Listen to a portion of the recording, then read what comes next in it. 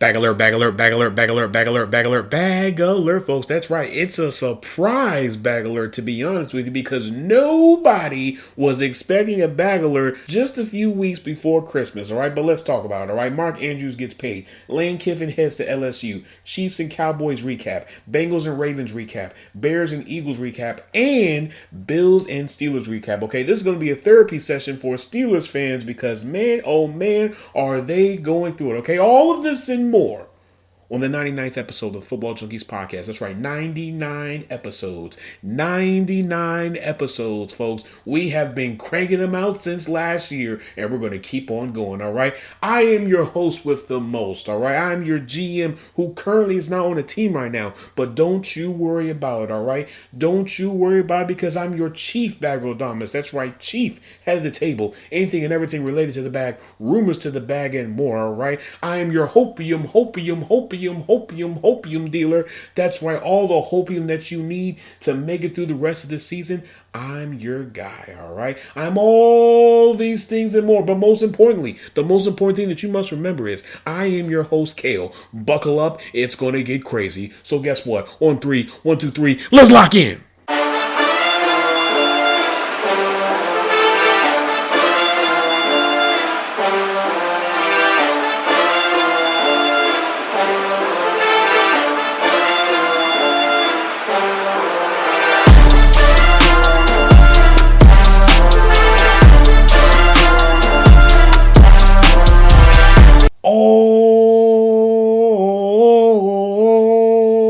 Folks, let's get into the meat and potatoes of everything that is going on in the league right now. So, before we get into the drama with LSU and Ole Miss, let's talk about this bag alert, all right? So, Mark Andrews, tight end for the Ravens, inks a 3-year, $39.3 million deal, $26 million guaranteed. He'll be making $13.1 million a year, okay?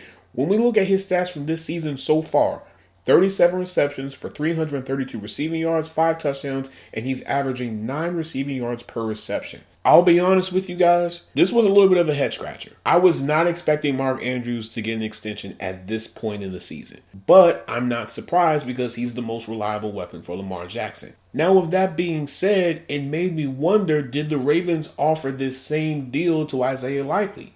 Because all 3 of their tight ends are going to be free agents next year.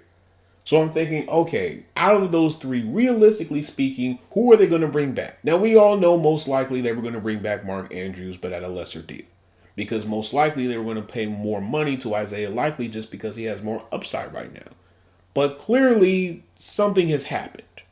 Now, I'm not going to be a person that says, oh, I have a source here or there. I don't have any sources, okay? So this is all speculations.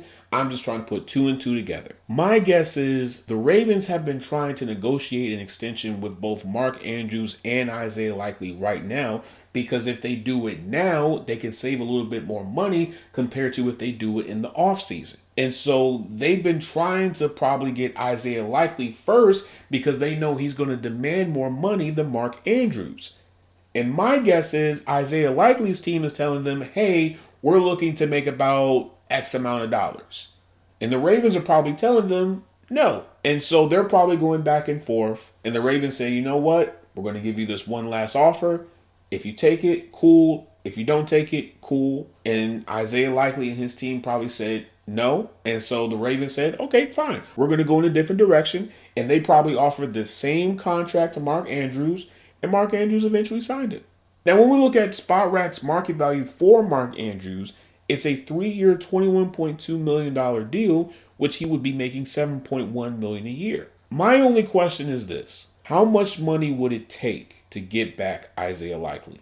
And if they can't get back Isaiah Likely, how high of a priority would tight end be for this team? Now, I'm not saying, the Ravens would take a tight end in the first round, but what I am alluding to is the Ravens offensively have been better when they have 2 really good pass-catching tight ends. Now, Charlie Kolar, I'm not really worried about because I believe he'll be back with the team. That's not a big deal, honestly. You could get him for maybe about $5 to $8 million a year. No one's really going to lose an inch of sleep off of that. But you need another athletic tight end. And we've only seen Charlie Kolar in spurts. Whereas we've seen a longer track record with both Mark Andrews and Isaiah Likely. Only time will tell. I know the Ravens are going to take care of this because they're the Ravens, okay? Now that we got that out the way, let's talk about some college football. Lane Kiffin is now the next head coach for LSU. So he inks a 7-year, $91 million deal with them.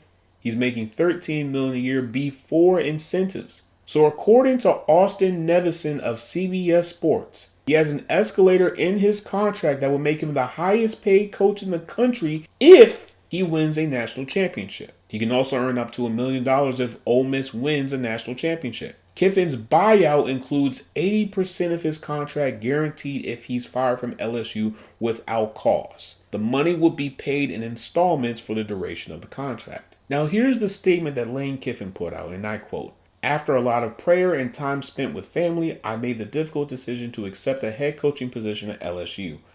I was hoping to complete a historic 6-season run with this year's team by leading Ole Miss through the playoffs, capitalizing on this team's incredible success and their commitment to finish strong and investing everything into a playoff run with guardrails in place to protect the program in any areas of concern. My request to do so was denied by Keith Carter, despite the team also asking him to allow me to keep coaching them so that they could better maintain their high level of performance.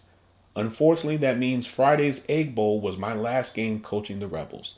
While I am looking forward to a new start with a unique opportunity at LSU, I will forever cherish the incredible 6 years I spent at Ole Miss and will be rooting hard for the team to complete their mission and bring a championship to Oxford.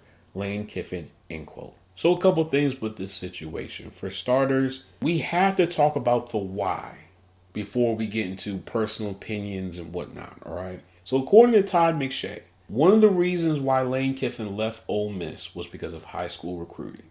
Now, you're probably thinking, why high school recruiting? Let me explain. According to Daniel Miller from Live Now Fox, Louisiana is the 6th state that produces the most NFL players in the country at 102.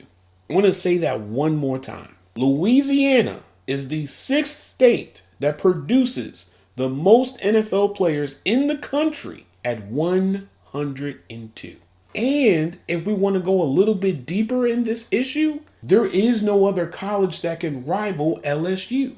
Think about it. At Georgia, you have Georgia, of course, Georgia Tech. In Texas, you have Texas, Texas A&M, you have TCU, you have Baylor. The list goes on. But according to Yahoo Sports, Lane Kiffin gave an ultimatum to his Ole Miss staff, and he said, and I quote, "If they're not on a plane to Baton Rouge today, they won't have a spot on the staff," end quote. So he was 100% serious about this move. But if we can be honest here, I don't hate Lane Kiffin for making this move because he realized that being at Ole Miss, though it is a great opportunity, though he's had a lot of success there, he's reached his ceiling. And by going to LSU, you have now opened the floodgates for more opportunities and a better chance to bring in better prospects. Think about it like this. You're 17 or 18 years old. You're a 5-star prospect. You got multiple offers from different schools. Michigan, Ohio State, USC, Oregon, the list goes on and on. But LSU has been really trying to get you to come there. You're going to go to LSU because, for one, they have such a rich history in producing some of the best football players that we've seen in our lifetime. We know that their alumni goes from A to Z, from OBJ to Jarvis Landry, Justin Jefferson, Jamar Chase, Patrick Queen. I can continue to go on and on. You're going to go to LSU because you know that by going to LSU, that's going to be the best opportunity for you to be playing on Sundays. You're not going to take a job at Ole Miss, and this is no disrespect to Ole Miss at all. But Ole Miss's reach is very limited. But LSU's isn't. Here's just some of the high school recruits that have already committed to LSU so far. Lamar Brown, the #1 defensive tackle prospect in the country, LSU. Deuce Gerald's, the #2 defensive tackle prospect in the country, LSU. Trent Henderson, the #9 defensive end prospect, LSU. Richard Anderson, the #6 defensive tackle prospect, LSU. The proof is in the pudding here, folks. Lane Kiffin realized that by going to LSU, I have a better opportunity of winning a national championship than Ole Miss. Now, granted, Ole Miss is having a really good year this year, but this is just one good year. How many times have LSU produced great teams within the last, let's say, 5 years. Now compare that to Ole Miss. The rest is history. Now with that being said, we have to be honest about Lane Kiffin. Although he is a really good coach, all of his departures have been very messy. Let's just go down the list of the notable departures with Lane Kiffin. In 2008, he was fired by the Raiders after a 5-15 record in the first 20 games as the offensive coordinator for them. God rest his soul, Al Davis said this about Lane Kiffin, and I quote, "I think he conned me like how he conned all you people," end quote. Now, Al Davis doesn't have no cut cards. So for him to say this, yeah, you definitely need to go. 2009, he left the University of Tennessee to become the head coach for USC. Apparently, there were protests that erupted on campus that resulted in burning mattresses. 2013, he was fired after a 10-7 loss to Washington State and then a 62-41 road loss against Arizona State. Legend has it that he was fired on the tarmac. Now, I mean, depending on who you ask, they may give you the real story or not. I don't know. I wasn't there. I was in school. Okay. 2017, he was demoted from offensive coordinator for Alabama after accepting the Florida Atlantic head coach job. Nick Saban made this announcement days before the national championship matchup and literally said, and I quote, "We made the decision because it was in the best interest of our players, our program, and for Lane for him to assume his duties at Florida Atlantic," end quote. So granted, I'm happy for Lane Kiffin, but at the same time, I don't like the way that he handled his departure from Ole Miss. There are just certain things that you should have just left out. Now, if they leak out from different insiders, okay, fine, whatever. But for you to just throw Keith Carter under the bus and make the situation seem like you're the victim and, Ole Miss didn't want to give you a chance. If I was the athletic director, I wouldn't want you to come back either. You've made your bed, now you must lay in it. What does it look like for you to come back after already accepting a job with LSU and say, "Oh, hey guys, let's just finish the season strong"? No. You need to be on a plane to Louisiana. But the crazy thing about this is 5 assistants joined Lane Kiffin to LSU, including offensive coordinator Charlie Weiss Jr. and co-offensive coordinator / tight end coach Joe Cox. Now, out of all those people, according to Adam Rittenberg from ESPN, Charlie Weiss Jr. is the only staff member that will be allowed to return to Ole Miss as offensive coordinator for the college football playoffs. I'll be honest, I wouldn't have allowed Charlie Weiss to come back, because all you're going to do is hurt the players more than help them. Now, granted, once Ole Miss season is over with, there's a good chance that some of those players are going to transfer to LSU. But at the same time, the damage is already done. The messy departure has already happened. Let it go. There's no need for you guys to come back. And if I'm the athletic director, I would have emphasized that the moment that any word had gotten out that Lane Kiffin was going to accept a job somewhere else. I would have told the entire coaching staff, any person that takes a job with Lane Kiffin, you are not coming back. I don't care if you beg. I don't care if you cry. I don't care if the players want it. You're not coming back. You made your decision. Live with it. Now, with that being said, and this will probably be the final thing that I'll say about this situation, then we'll talk about the games. I do believe Lane Kiffin is going to win a national championship. I do believe that by bringing in Lane Kiffin, I think that's going to help out Garrett Nussmeier. For starters, it's going to rebuild his confidence while at the same time rebuild his draft stock. Because right now, if he was to declare for the 26 draft class, he isn't a first rounder, let alone a second rounder.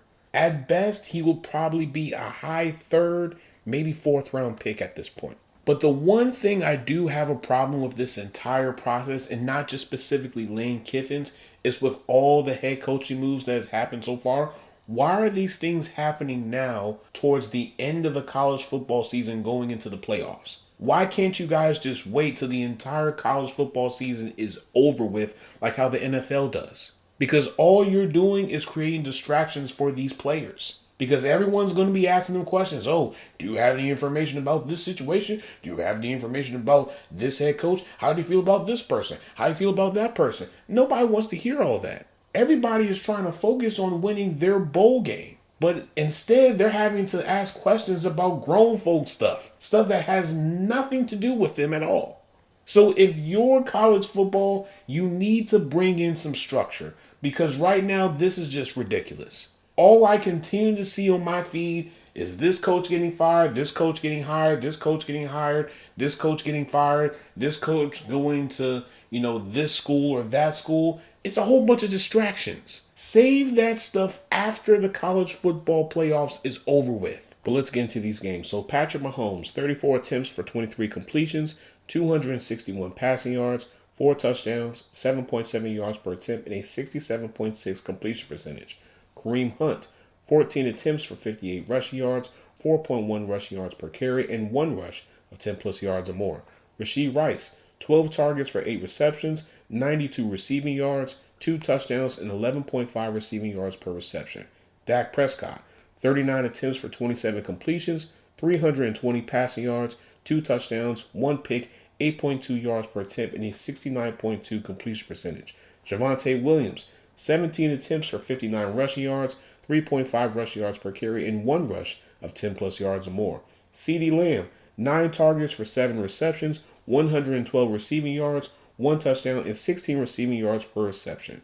So here's a few junkie nuggets. Patrick Mahomes threw all 4 touchdowns to receivers in the slot, the most by any quarterback in a game since Week 4 of the 2020 season. Dak Prescott was blitzed on 48.7% of dropbacks, the highest split rate he's faced this season, and completed 15 of 19 attempts for 190 yards and 1 pick. 84 of 92 Rashee Rice's receiving yards was against zone coverage, including a touchdown. When facing man coverage, Rashee Rice was targeted 4 times and caught 2 passes for 8 yards and 1 touchdown. When facing Jalen Watson, George Pickens caught 5 of 7 targets for 85 yards, the most receiving yards allowed by a Chiefs defender since 2018. So my main 2 takeaways from this game is the Chiefs have to do better at retooling their team, and the Cowboys may try to sneak into the playoffs. So let's just talk about the Cowboys first, then we'll get into the Chiefs, all right? While I don't believe the Cowboys will make it to the NFC Championship, let alone a Super Bowl this year, I do believe they have a chance to sneak into the playoffs. For starters, the NFC is just as weak as the AFC, and if we can be honest here, their own division is a topsy-turvy in itself. Because if I'm not mistaken, they haven't had a consistent divisional winner in a very long time. So for all intents and purposes, the Cowboys could win the division this year. We've seen crazier things happen. So offensively, I love what they have so far. Javonte Williams looks really promising. George Pickens looks very promising. They have a lot of pieces for the future. But the question is, will they be able to keep them going into next season? But we're going to save that for when the offseason comes around. Now, defensively, I definitely love what they have. And you're definitely starting to see the fruits of their labor when they made the move to acquire Quinnen Williams.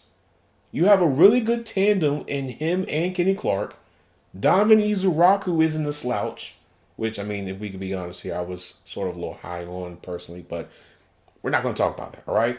I think the only weak spot defensively for the Cowboys is their secondary. Now, granted, I understand they're getting back some of their players, but they've just been a little bit of an eyesore to me personally. And if Quinnen Williams or Kenny Clark or anybody on that defensive line doesn't get after the quarterback, those corners and safeties are toast. So I don't know what they need to do, but just try to fix it, please. Now, this is not me trying to root for the Cowboys because I would never root for the Cowboys, but to see them be a little bit more competitive than what they have been the last few years, hey, I can rock with that. Now, when we talk about the Chiefs, I think, honestly, they're in the same boat that a lot of teams who have alien quarterbacks are in. And that is, they don't have a lot of talent around that quarterback. I mean, outside of Rashee Rice, who else can you really rely on? Outside of Travis Kelce, who else can you really rely on? Your run game is inconsistent. Your offensive line is a hit or miss sometimes. And if it wasn't for Patrick Mahomes still having a little bit of speed, you would have more 4th downs than 1st downs. This is my opinion. I could be completely wrong. But this is what happens when you allocate all of your money to just 3 people. The Chiefs should have tried to at least evenly distribute the money to both sides of the ball. Because now what you're going to have to do is to hit on your draft picks within the next few drafts. Chris Jones is starting to show his age. Travis Kelce, after this season, is probably going to ride off into the sunset. So you're going to have to figure out something moving forward. Now, I would have thought that some of the tight ends on the team would have tried to take the mantle from Travis Kelce, but clearly that's not the case. Now, defensively, I understand that Spags' thing is blitzing, but they were blitzing a little bit too much for me because every single time that they tried to send everybody after Dak Prescott made them pay for it. Do I think the Chiefs are going to make it anywhere in the playoffs? No. I think this is going to be the one year where they don't make it, and this will be the year that will force them to make significant changes on their coaching staff and on their roster. But again, we're going to save that for the offseason. Now let's talk about the Bengals and Ravens.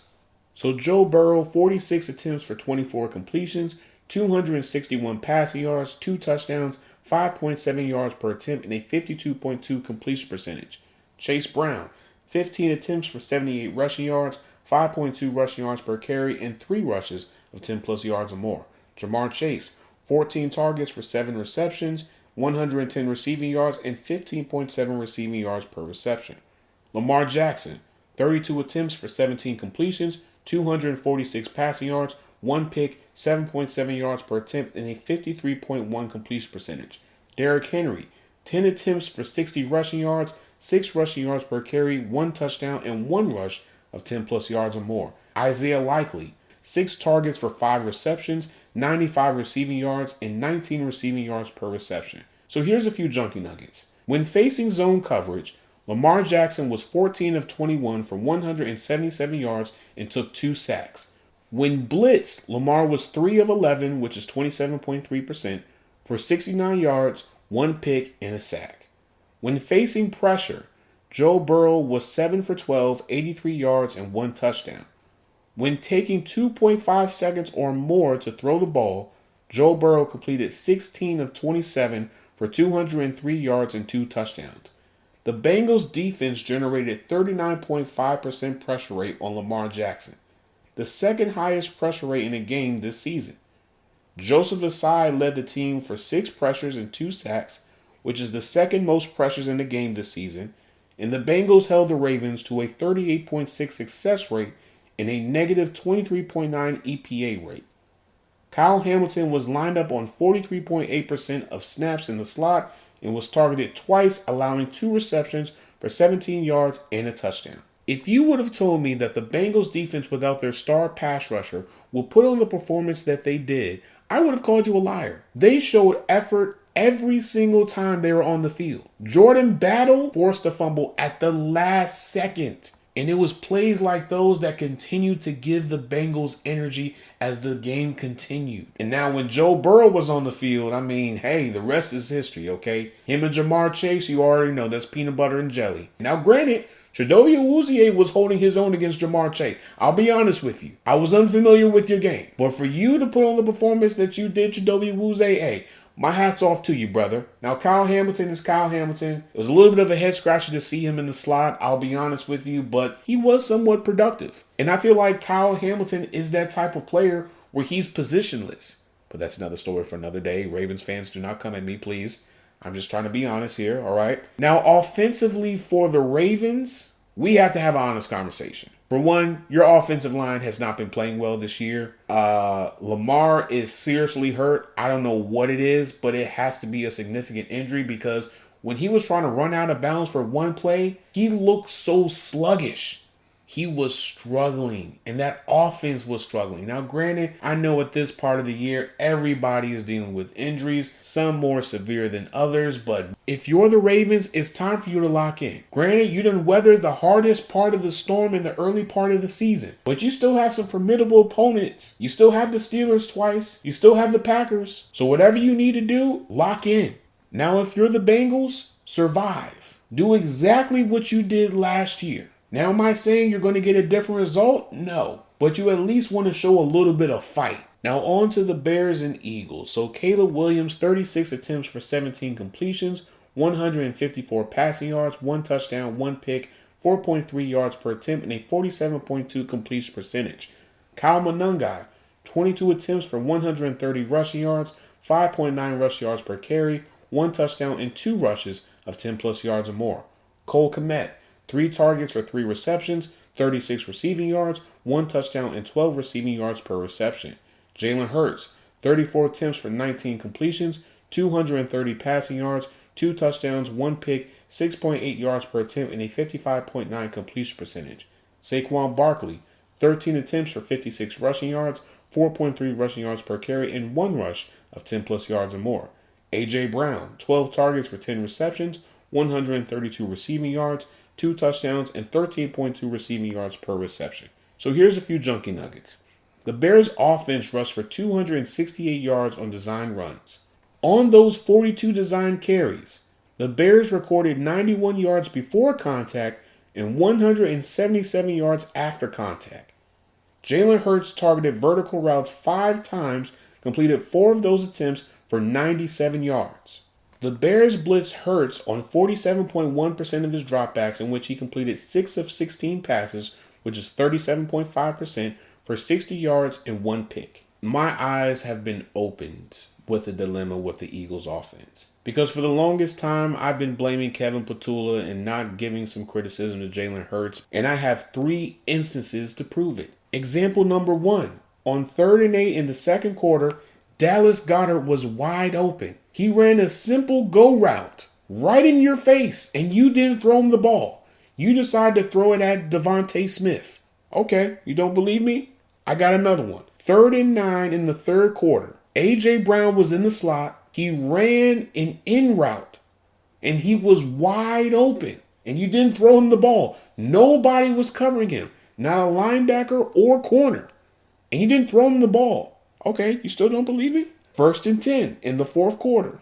Saquon ran a wheel-like route and was wide open. So I don't know what's going on with Jalen Hurts, but brother, you need to open your eyes. Because anybody could have executed those 3 passes. But instead, you want to throw the ball in tight windows and put the ball in a spot where it could easily be intercepted. And that's exactly what happened in this game. This was a very winnable game for the Eagles. And you just let the Bears just take it away. This is exactly why nobody's going to take the Eagles serious moving forward. Because of these simple things. 1 minute Jalen Hurts wants to look elite. And then next thing you know, Jalen Hurts looks like a deer in headlights. We need to see some consistency. But this has been a problem with the Eagles for a very long time.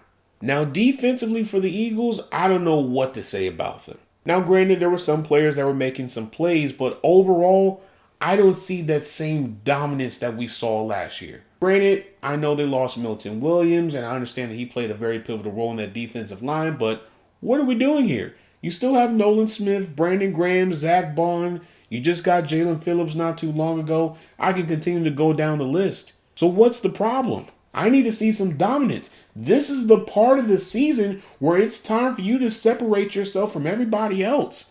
And I don't see that. I see a team that is probably going to limp into the playoffs. I see a team that most likely is going to get knocked out in either the first or second round of the playoffs, if you want to take things a little bit further. But this is a cycle that we've been continuing to see with the Eagles every single time that they win a championship. They'll have 1 year where they'll have a really bad offensive coordinator, and then it just affects the entire team. And then the next year, they get a better offensive coordinator. Next thing you know, they're back in the Super Bowl, winning another Lombardi. Now, with the Bears, however, they continue to surprise me week after week. Ben Johnson continues to prove that he was the best hire for the Bears because that run game is just downright atrocious. And I mean atrocious in a good way. Kyle Monangai, beast. DeAndre Swift, beast. Cole Kmet, beast. But this is the difference between an offensive head coach and a defensive head coach. Offensive coaches are going to address whatever needs that they need to address right then and there.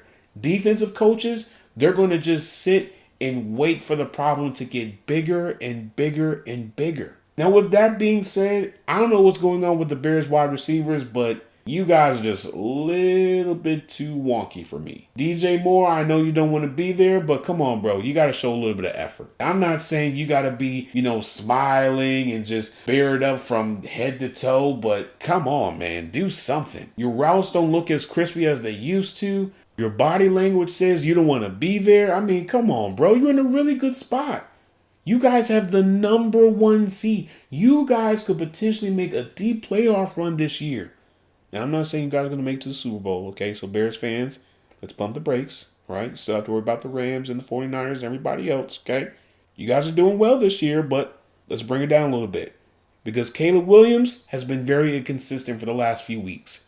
Now, I understand that he's still a very young quarterback and he still has to get his footing, but I mean, come on, bro. I need to see a little bit more consistency because everybody has already labeled you as a franchise quarterback. I haven't. I still need to see more before I can give you that label, but that's just my personal opinion. Now, defensively, I'm actually surprised that they've been this productive without an elite pass rusher. Granted, they have Montez Sweat, but Montez Sweat isn't a TJ Watt or a Max Crosby or a Myles Garrett, okay? I'm just being honest here. But the one thing they do have is the turnover game. Now, do I think the turnover game is sufficient when they make it into the playoffs? No. Because you still need to show consistency against these elite quarterbacks. Because they're not concerned about corners or safeties. They're concerned about pass rushers. If you have a defense that's not creating pressure, consistent pressure on the quarterback, they're going to pick you apart all game long. We see it all the time. That's why you see a lot of teams make the investments that they make in getting first-round pass rushers. Because they're going to be the people, they're going to keep these quarterbacks in check. But that's another story for another day.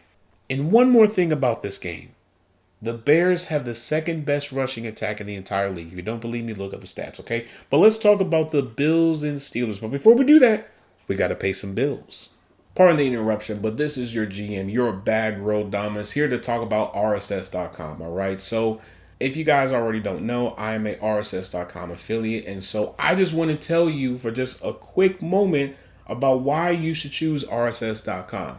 So me personally, on my journey of podcasting, I was looking at different platforms just to find the right place. And I looked here, I looked there, I looked everywhere, but I checked out RSS.com and it was the best decision I ever made. From low prices to interactive analytics to as well as helping you with your distribution. RSS.com does it all. Not to mention, they just started a Slack channel where you can network and interact with other podcasters and even get some insightful tips on how you can increase your podcast even more. Also, RSS.com just launched their paid ads program. So now you can get paid for posting your content. All you have to do is just have 10 downloads and you're qualified for it. Who would want to get paid for doing something that they're passionate about doing?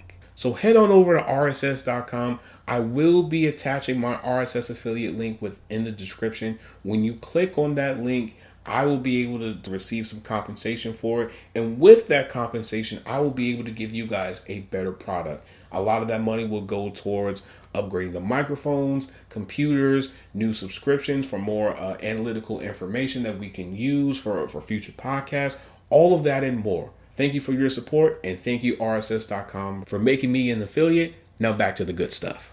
And we're back, folks. So Josh Allen, 23 attempts for 15 completions, 123 passing yards, 1 touchdown, 1 pick, 5.3 yards per attempt, and a 65.2 completion percentage. James Cook, 32 attempts for 144 rushing yards, 4.5 rushing yards per carry, and 3 rushes of 10 plus yards or more. James Cook again, 3 targets for 3 receptions, 33 receiving yards, and 11 receiving yards per reception. Aaron Rodgers, 21 attempts for 10 completions, 117 passing yards, 5.6 yards per attempt, and a 47.6 completion percentage. Jaylen Warren, 10 attempts for 35 rushing yards, 3.5 rushing yards per carry, and 2 rushes of 10 plus yards or more. Darnell Washington, 4 targets for 2 receptions, 45 receiving yards, and 22.5 receiving yards per reception. So here's a few junkie nuggets. The Bills called a run play on 63.5% of their plays, which is the 4th highest rate in the game since drafting Josh Allen in 2018. James Cook rushed for 144 yards on 32 carries. This is his 7th game this season with at least 100 yards on the ground.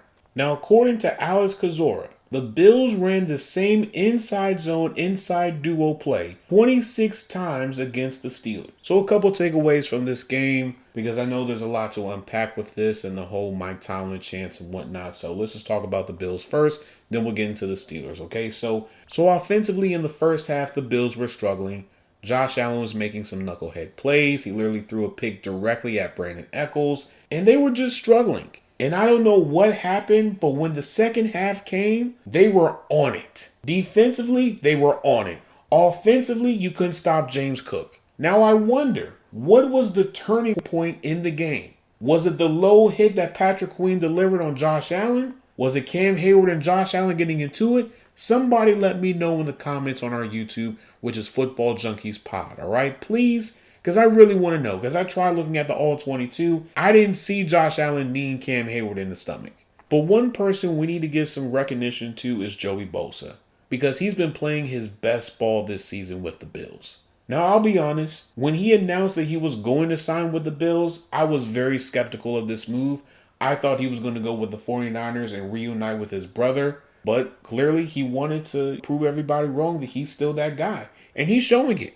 Granted, he's not having a season like a Myles Garrett or Danielle Hunter or Will Anderson, but he has been productive. He made one of the most pivotal plays in the entire game. He forced the fumble. And with that fumble, they were able to further stretch their lead against the Steelers. This wasn't just one side carrying the entire team. This was a group effort. And sometimes you need to do that. Now, Josh Allen and James Cook did their thing in the second half. They essentially spammed the same running play over and over and over again. Now, you would have thought after maybe the third time that the Steelers would have tried to do something to stop it. But they couldn't. And I think a lot of that had to do with Derek Harmon not being on the field. So here's the rush defense when Derek Harmon is on the field according to Sumer Sports.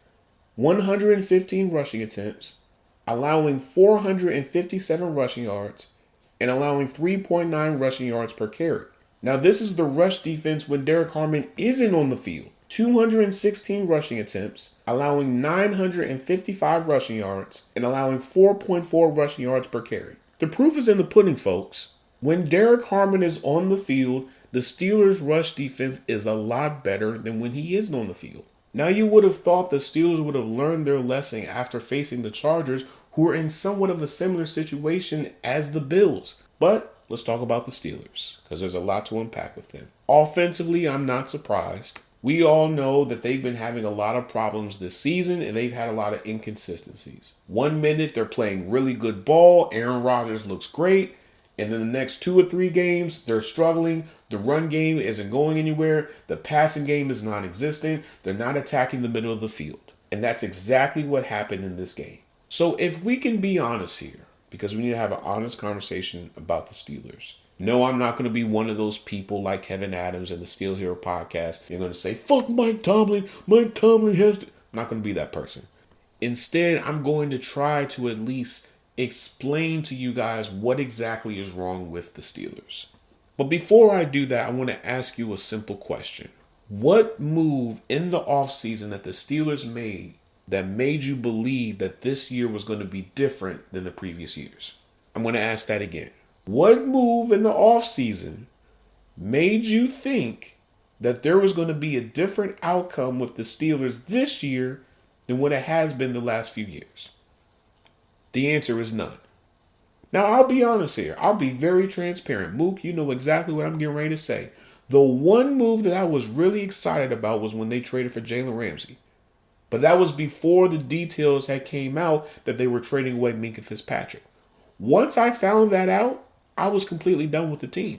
But let's be honest here. None of the moves that they made this offseason scream that they're all in for the Super Bowl this year. I don't care what Omar Khan says. I don't care what your favorite Steeler podcaster says. They were not going to the Super Bowl this year. There were too many flaws on both sides of the ball that still were not properly addressed. And it shows. The run game is still a problem. You still have people playing in positions that they're not comfortable playing. And that goes directly towards Mike Tomlin and this coaching staff. We know that Keanu Benton will probably be a lot more productive if you played him as a defensive end. Instead, you continue to play him at nose tackle. And this is why you continue to see the inconsistencies in his play.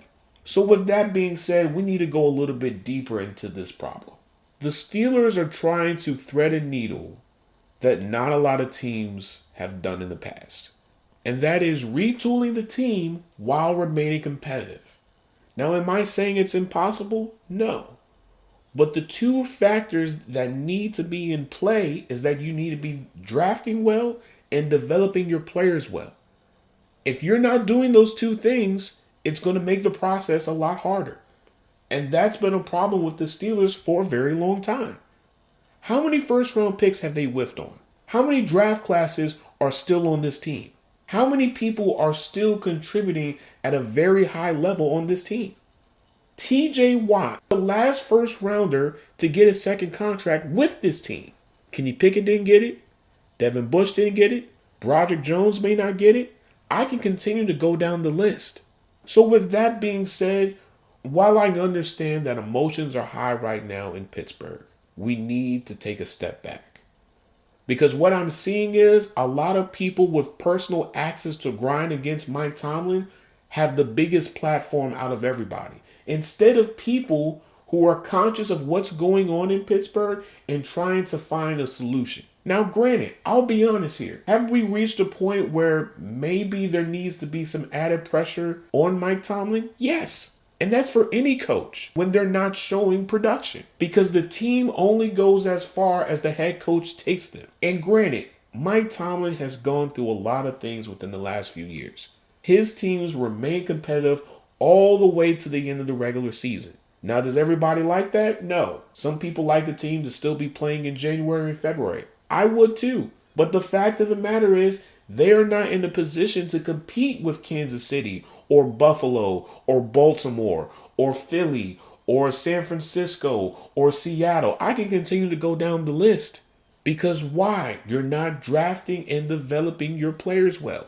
You continue to try to fit players into this system when you know they can't fit into the system. We saw it a lot of times with a lot of their offensive players. Kevin Dotson is a perfect example. Kevin Dotson specifically said, I can only play one position. And they moved him to a position that he wasn't comfortable in. And they made it seem like Kevin Dotson was just a waste. They trade him to LA, and now he's one of the best guards in the league. Kenny Pickett is another example. Now, I'll be honest here. I was very critical of the Kenny Pickett pick because I thought that he was just an average to slightly above average quarterback. But let's be honest here, folks. The Steelers did not do any justice with his development. You gave him a crappy offensive coordinator, and you kept him for far too long. So, of course, his production was going to be limited. But again, nobody pressed Mike Tomlin about this. So when you don't do those simple things, this is what happens. Najee Harris is another example. Arthur Smith let it be known that he doesn't fit his system, even though he should have tried to make Najee Harris fit his system, but you weren't willing to do it. And now you're in this situation where Jaylen Warren is now the new Najee Harris. So when we look at all of these things that have happened in the last few years, of course the Steelers are not going to be competitive. Of course they're not going to be Super Bowl contenders. And any person that believed that they were going to be Super Bowl contenders were lying to yourself. Now, I'll be honest here. I am not opposed to anybody chanting "Fire Mike Tomlin" in the stands. Because the product on the field is inconsistent, and at times it's very demoralizing. The philosophy of the Steelers is play physical football and stop the run. And so far, they haven't been able to do that. So when you have these things in place, of course you're not going to be successful. You have an offensive coordinator who his reputation is he can work with less and make more out of it. I know I'm probably saying that wrong, but just... You know what I mean. You know what I mean, okay? And here you have this offensive coordinator who's not properly utilizing what he has on the team. Why am I seeing Spencer Anderson lined up as a wide receiver? Why is Jonnu Smith going up against Gregory Rousseau one-on-one? It's those type of things that make you just want to rip your hair out. So I say all that to say this. Do I think Mike Tomlin needs to go? No. But I do believe that he needs to modernize his approach to the game. Because I feel like his approach right now is outdated and it's very inconsistent. This is the same head coach that said in the summer that what we have on this defense, there is a possibility that this could be a historic defense. You can't say those type of things and not back it up. This is the same person that took a picture with Darius Slay and DK Metcalf. Out of all the free agents that they acquired this offseason, the only two that he took a picture with was the two of them. And he was smiling from ear to ear like it was his two favorite sons. Meanwhile, Darius Slay is gone. He's talking about retirement. And DK Metcalf, he's struggling. And you can't blame him for it because he's in a bad situation. You have a 42-year-old quarterback who at this point, he doesn't want to get hit. The scheme as a whole is not supporting you. And your supporting cast is not really good. So of course your stats are not going to look good. But if I was to make a list of the few things that I want Mike Tomlin to do, I think the first thing is to scrap the entire coaching staff. It's time for you to bring in some fresh blood. It's time for you to bring in some people who have a different approach than what you do. People that are going to challenge you. Not people that are just going to say, okay, sure, we'll do whatever you want to do. It doesn't work like that. Because your approach has not been working the last few years. And this approach of having a defense that relies on splash is not going to get you to the Super Bowl. You know what gets you to the Super Bowl? Consistency. Yes, the Bears have the best turnover defense in the entire league, but on a consistent basis, are they a good defense? No. So why do you continue to believe in this hope that as long as TJ Watt makes the big sack, makes the forced fumble, Cam Hayward tips the pass that leads into an interception and whatnot, that you're going to be able to win games? No, you're not. It can only go so far. If Broderick Jones can't beat out Dan Moore, the same Dan Moore that everybody complained about, that everybody said is too inconsistent, and is just a bad left tackle who is now with the Titans and got a big old bag, what makes you think he's a better left tackle than Dan Moore?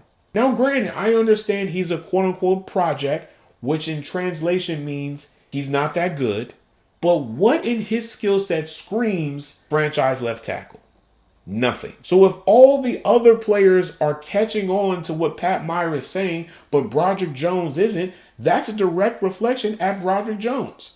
Now, do you still need to bring in another O-line coach just so you can try to maximize what you have with Broderick Jones to justify the move that you did to get him? Yes, because you're approaching his fifth-year option. And you know that fifth-year option is pretty expensive because you traded up to get him. So with that being said, you could bring in, Mike McCarthy. You could bring in Byron Leftwich, Pep Hamilton, people that have experience working with quarterbacks. Because you know most likely you're going to have to take a quarterback within the next 2 years. So you want to have an offensive coordinator that has experience developing quarterbacks. Now, Byron Leftwich is a really good name just because he's familiar with Mike Tomlin. He knows the expectations that Mike Tomlin has. And you know that you have to do something with DK Metcalf. And please, can we figure out what we're going to do between Jonnu Smith and Pat Freiermuth, please? Now, with that being said, I think Mike Tomlin needs to have some of his power taken away from him because clearly the people that he wants don't work with him. Now, granted, I understand that Mike Tomlin prefers veteran players over young players because the learning curve is a lot smaller than younger players. But you want to know the one thing that a younger player has that an older player doesn't? Youth, athleticism, speed, drive. And you guys are going to have to figure out what you're going to do with TJ Watt. I was one of the people that said the Steelers just need to trade away TJ Watt. Because right now they're not in a spot to win. And it'll be better off that you just trade him away, you get those draft picks, and you use those draft picks to really build out this team. Because all you're doing is just wasting the prime years of TJ Watt. You need to challenge TJ Watt. How is it that last year you used him in different roles and you saw success with it, but this year you just totally scrapped it? Now, some of that needs to be put on TJ Watt as well, because when you look at all the other pass rushers, they all move. Myles Garrett moves. Micah Parsons moves. Will Anderson, Danielle Hunter. I can continue to go down the list. All of them move. And by moving everywhere on the offensive line, you're going to create a matchup nightmare for whoever you go up against.